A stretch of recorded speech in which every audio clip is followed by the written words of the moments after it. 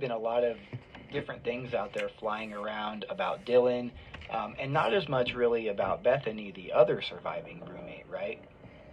I really think that's an important part of this whole puzzle, is remembering that there is another person there who was a close witness. Now, I do think that most likely Bethany slept through the attacks and didn't really hear as much as what Dylan heard.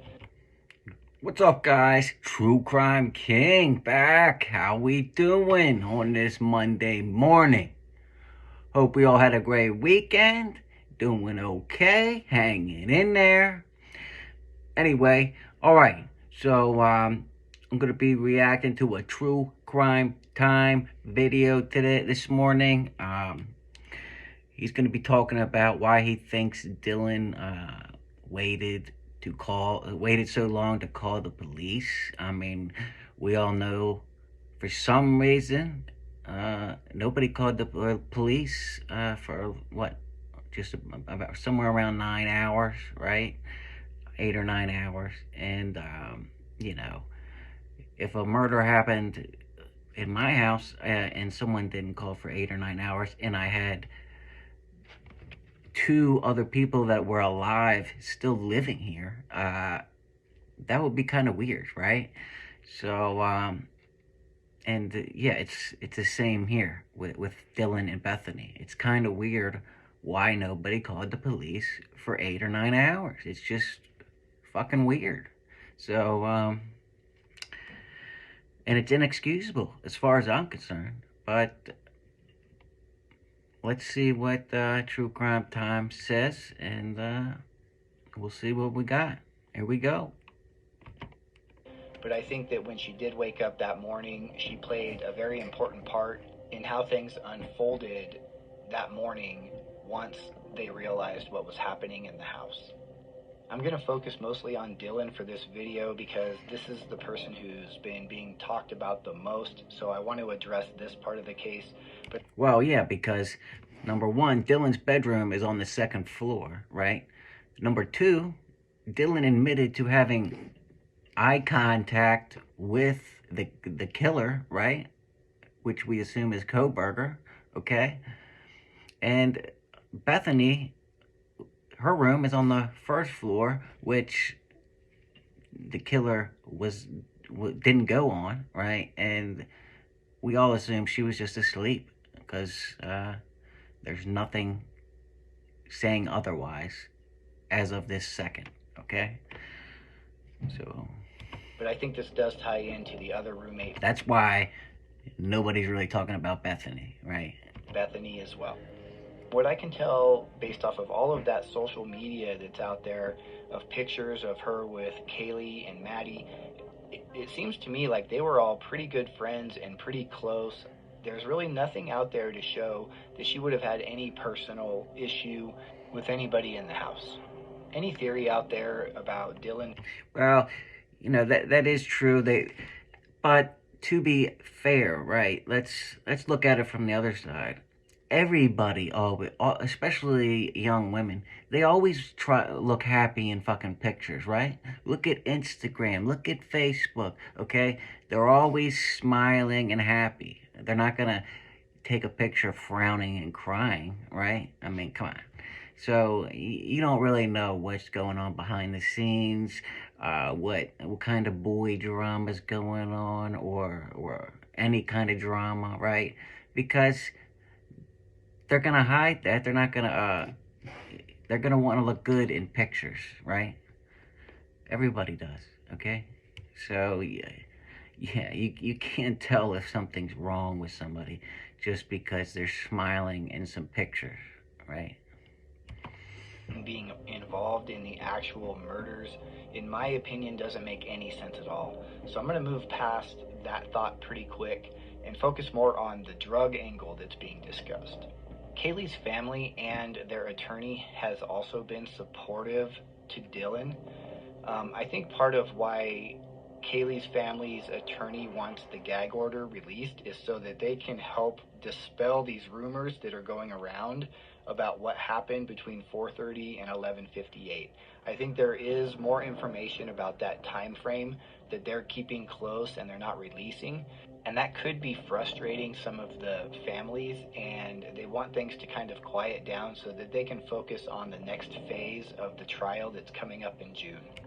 Well, I hope something else was happening between in that time frame, right? I mean, because right now, to be honest, Dylan doesn't look the best, right? I mean, and with the gag order, if she was doing something legitimate, right, then that would definitely help her image, right, and get rid of everybody saying she was cleaning up drugs or cleaning up the crime scene or whatever she was doing, right? But right as of now, I mean, these are legitimate questions to ask. I mean, why did she wait that long? I mean, she was awake. She saw the killer leave the house with a mask, right? Um, then for hours, what do you just go back to sleep after that? I mean, I don't think so, right? I mean, how do you just go back to sleep after that? So I don't think she could have just gone right back to sleep. I, I don't know, but I really do hope that Dylan has a better explanation, right? So, like I said, I personally don't think that Dylan or Bethany are involved in the attacks on the victims in any way. Law enforcement has also ruled them out, and they know a lot more than we do, and they've known a lot more for a long time. Well, again, and just because law enforcement says publicly they ruled someone out, that doesn't mean that they actually have ruled that person out, right?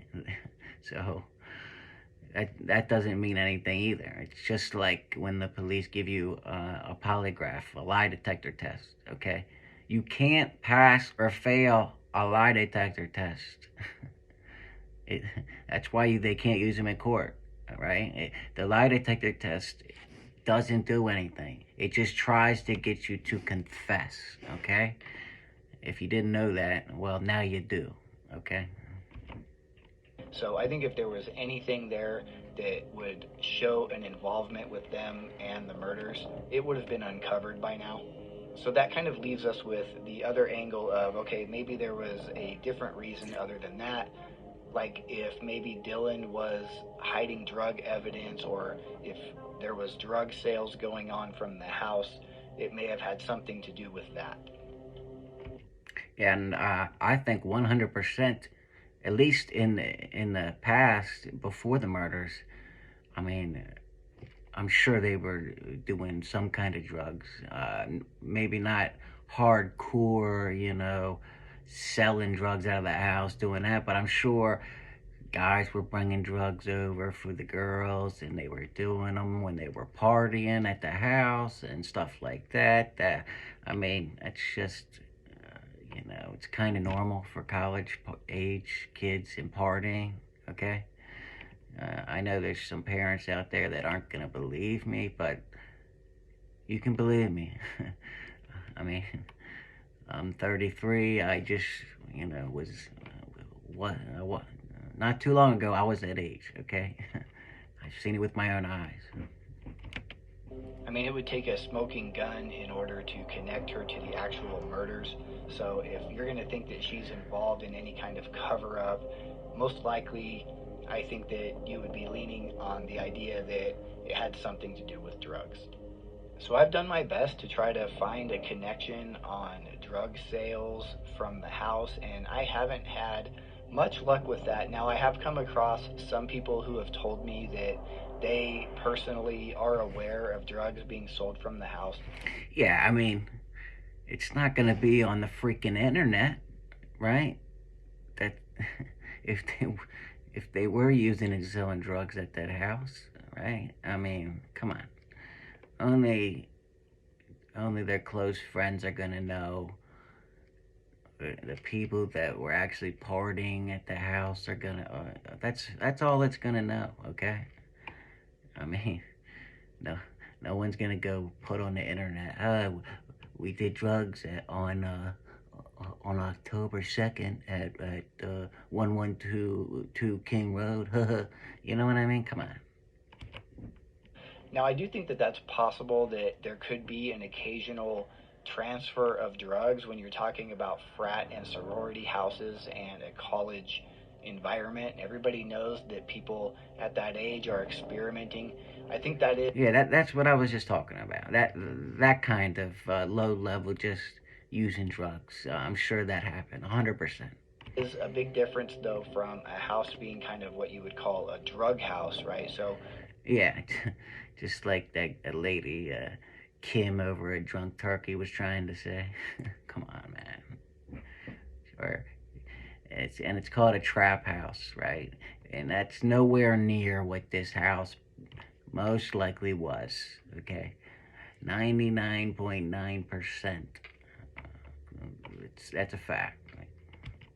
there's certain things that you would expect to see in that type of a house, which I couldn't. But real quick, look at this road right here. I mean, look at that, and all these trees. I mean, Koberg could so easily just, which we now know he most definitely probably was stalking these girls. But I mean, look how easy, if it was dark out, he could blend in back here. Uncover. And keep in mind, there's a lot of social media footage out there of inside the house, of all of these girls hanging out, photos, and really nowhere are you seeing any kind of glamorization of drugs or in the background anybody who appears to be using drugs. Everything looks pretty normal as far as it being kind of a party frat house. The other thing I kind of thought about. Well, that's another thing. I mean, only dumbasses and clowns take pictures of themselves using drugs, okay? And I'm assuming he's talking about maybe the people that take pictures like smoking some weed or something that think they're cool. Uh, these girls were a little bit more high class than that. Usually that's, like the bottom of the barrel type girls, the people that are in and out of jail all the time. They're usually the ones taking pictures, with the drugs, the gangsters, whatever. But these are, upper middle class or middle class, college girls, right? They're not going to be taking pictures with a fucking blunt in their hand, slowly blowing it out like you see today, When I heard somebody talking about possible sales from the house is there's a vacant room in the home. So there could definitely have been somebody else in the home prior who maybe had more involvement with that. Realistically, there's certain things you would expect to see in the background or hear about in regards to that kind of thing going on in an excessive way in a sorority house. And if it was going on, most likely it would be one of the boys that they were dating or hanging out with that would probably bring the drugs over or come sell them the drugs, right? Like hang out with them and then give them drugs while they're partying. All right, guys, that was part one of two. Part two will be up later tonight or tomorrow morning, possibly, but probably tonight. But until next time, guys, you know what it is. True Crime King out.